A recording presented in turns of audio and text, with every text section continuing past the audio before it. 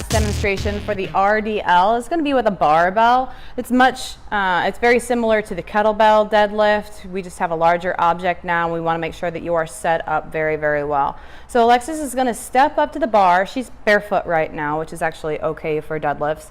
But if she were wearing shoes, she's going to pretend that her bows of the shoes are directly underneath the bar. This should leave the bar about 2 inches away from her shins.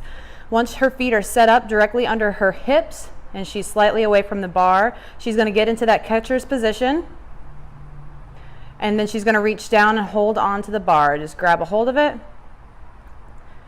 Before you pick up the bar, you want to make sure that your muscles are nice and tight, that you bring that bar back against your shins and you pick up the bar's weight without actually lifting it off the ground. Whenever you have the weight in your arms and you feel like at a minute's notice, or a second's notice really, you could pick up the bar because your body is loaded and tight and engaged.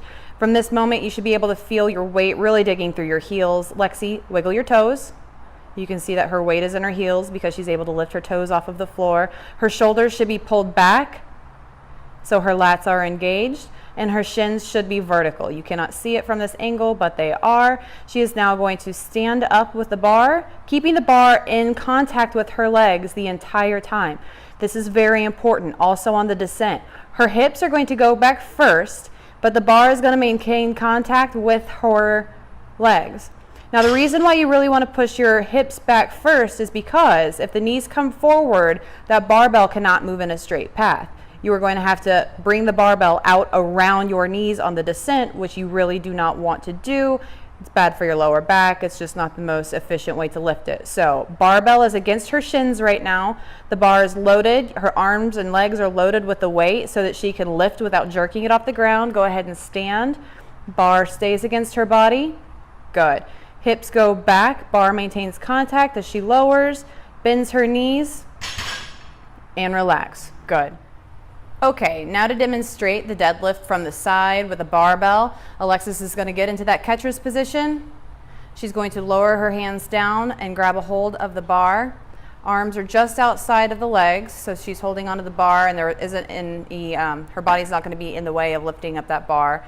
So now that she's in this position, she's going to bring all of the weight from the bar into her legs and arms without picking the bar up from the ground. She should feel herself sitting back a little bit so that bar is pushing against her body and she can sit back with that weight as a counterbalance kind of pulling her back forward. So shoulders are back.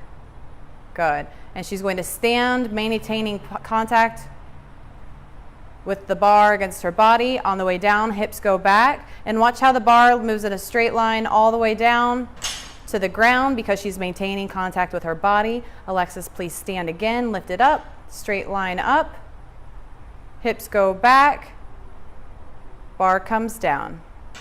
Good. One good cue that you can have for the kids whenever they're coming down with the bar is that their knees really shouldn't bend too much until after the bar has passed them on the descent. So Alexis, please pick up the bar so I can show them what I mean.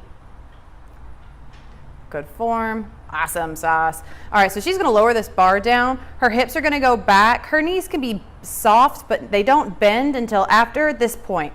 Her bar passes her knees, and that's when she can bend them. Go ahead and pick it up. You can see that if she bends her knees too soon, send your hips back and push your knees forward at the same time. That bar is having to go out around her knees in order for her to set it down on the ground. One, that's going to bruise her knees. Two, it's putting pressure on her back. So we really want to make sure that the hips come back and the bar has a straight path down. After the bar passes the knees, that's whenever you can bend the knees to lower the bar the rest of the way down to the ground.